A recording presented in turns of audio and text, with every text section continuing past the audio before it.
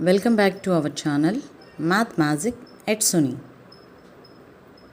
Hello friends, ఈరోజు మనం ఈ వీడియోలో సున్నా యొక్క ప్రాముఖ్యత గురించి తెలుసుకుందాం. సున్నా అనేది ఒక సంఖ్య మాత్రమే కాదండి, గణితంలో ఒక ముఖ్యమైన భావన. దీని చరిత్ర ప్రాచీన భారతదేశంలోనే మొదలవుతుంది. సున్నా యొక్క ఆవిష్కరణ గణిత శాస్త్రంలో ఒక విప్లవాత్మక మార్పు తీసుకొని వచ్చింది. ఇది దశాంశ సంఖ్యల వ్యవస్థకు పునాది వేసింది. అలాగే ఆధునిక సాంకేతికత అభివృద్ధికి కూడా దోహదపడింది. ఆర్యభట్ట ఇతను దశాంశ వ్యవస్థ ద్వారా సున్నా అనే భావనను ప్రవేశపెట్టాడు. ఇతను సున్నాకి స్పష్టంగా చిహ్నాన్ని ఉపయోగించినప్పటికీ సంఖ్యల స్థాన విలువపై ఆయన చేసిన కృషి సున్నాను ఉపయోగించడం తప్పనిసరి అని తెలియజేసింది. అలాగే బ్రహ్మగుప్తుడు ఇతను సున్నాను ఒక సంఖ్యగా రూపొందించి దాని ఉపయోగం కోసం గణిత నియమాలను అభివృద్ధి చేశాడు. అతను సున్నాను ఒక ప్లేస్ హోల్డర్గా పరిగణించి సున్నాను కూడిక, తీసివేత వంటి దాని అంకగణిత లక్షణాలను నిర్వచించాడు. వారిద్దరూ కలిసి గణితంలో సున్నా యొక్క కీలక పాత్రను పునాది వేశారు. అలాగే 12వ శతాబ్దంలో ఇటాలియన్ గణిత శాస్త్రజ్ఞుడు అయిన ఫిబొనాకీ సున్నాను ఐరోపాకు పరిచయం చేశాడు. అసలు ఈ సున్నా లేదా జీరో యొక్క ఉపయోగాలు ఏంటో ఒకసారి గమనిద్దామండి. సున్నా అనేది దశాంశ సంఖ్యల వ్యవస్థకు మూలస్థానం. ఇది సంఖ్యలను సులభంగా రాయడానికి మరియు సంఖ్యలను సులభంగా గణించడానికి సహాయపడుతుంది. అలాగే చూసుకుంటే ఆధునిక కంప్యూటర్ సైన్స్లో సున్నా యొక్క ప్రాముఖ్యత చాలా ఉంది. కంప్యూటర్లు అనేవి బైనరీ కోడ్ను ఉపయోగిస్తాయి. అంటే 0 మరియు 1 అనే 2 సంఖ్యలను మాత్రమే ఉపయోగిస్తుంది.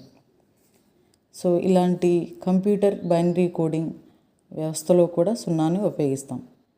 అంతెందుకండి, మన నిత్య జీవితంలో చూసుకుంటే అనేక సందర్భాలలో మనం సున్నాను ఉపయోగిస్తున్నాం. ఉదాహరణకు మన డోర్ నంబర్ లేదా phone number, bank account number, street number, pin code, ఇలా చూసుకుంటే ప్రతి సిచ్యువేషన్లో సున్నా అనేది ఉపయోగిస్తూనే ఉన్నాం. అసలు సున్నా అనేదే లేకపోతే మనం 1 నుంచి 9 అంకెలను మాత్రమే ఉపయోగించుకునేవాళ్ళం. ఇలా అనంతమైన నంబర్స్ ఉపయోగించుకునే వీలు ఉండేదే కాదు అసలు. ఇంతకీ సున్నాను అసలు ఎందుకు వాడుతున్నారో గమనిద్దాం.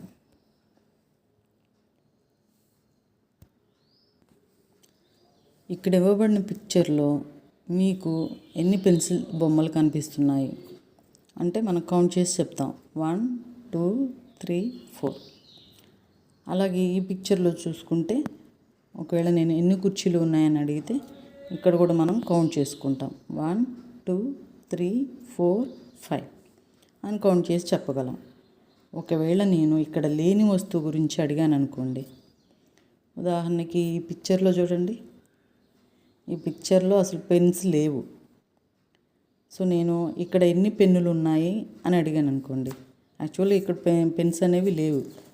సో కాబట్టి మీరేం చెప్తారు, ఇక్కడ పెన్స్ లేవు అనే విషయం మనం ఏదైతే మాతృభాష యూజ్ చేస్తామో అదే లాంగ్వేజ్లో రిప్లై ఇస్తాము.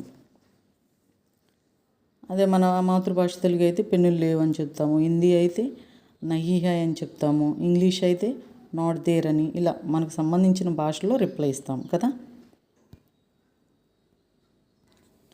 కానీ మ్యాథమెటిక్స్ అనేది ఒక వండర్ఫుల్ లాంగ్వేజ్ అండి.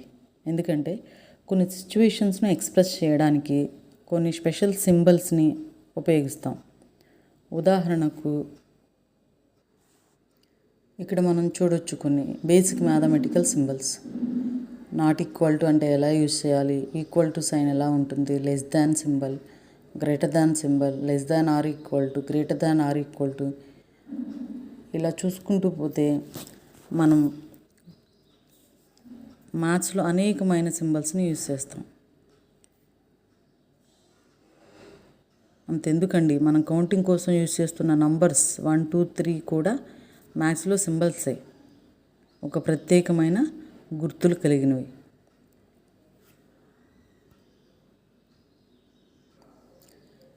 ఇంతకీ జీరో అంటే ఏమిటి? ఈ పిక్చర్లో మనం నంబర్ ఆఫ్ పెన్స్ ఎన్ని అని అడిగినప్పుడు ఇక పెన్స్ లేవు కాబట్టి number of pens are zero అని రిప్రజెంట్ చేస్తాము. అంటే జీరో అనగా absence ఆఫ్ an ఆబ్జెక్ట్ లేదా nothing. So it represents the concept of nothing or absence of the quantity.